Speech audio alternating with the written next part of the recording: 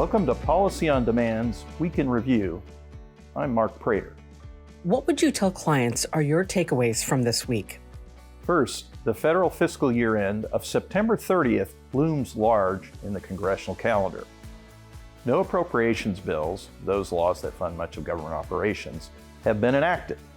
It is not to say the House and Senate have been inactive. The appropriations committees have approved several of the bills, but a clear path of resolution by September 30th between the House and Senate is not yet clear.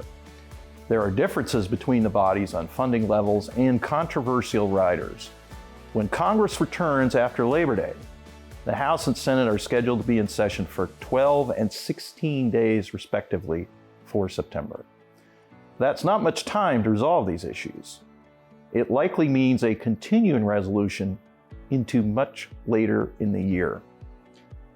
Second, important matters such as federal aviation authorization, farm program reauthorization, and defense reauthorization expire on that same day, September 30th.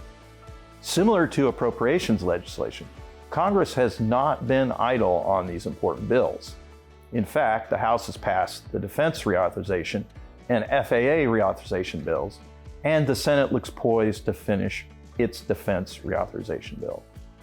Resolving those bills by September 30th looks unlikely.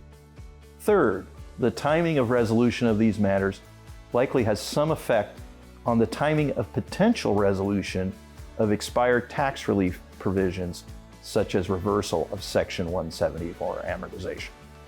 Which question related to policy did you get asked the most, and how did you respond? The question I got most was, where are we headed on Pillar 2 implementation and House and Senate Republican opposition to it? My answer is that the tension between congressional Republicans on one hand and the Treasury Department and many of our trading partners on the other will continue. Last week's Ways and Means subcommittee hearing showed Republicans focused on one aspect of the Pillar 2 project, the undertaxed profits rule, or UTPR. Deputy Assistant Secretary Plowgen noted some taxpayer-favorable changes to the UTPR in the most recently released guidance, and insisted the U.S. should stay at the negotiating table.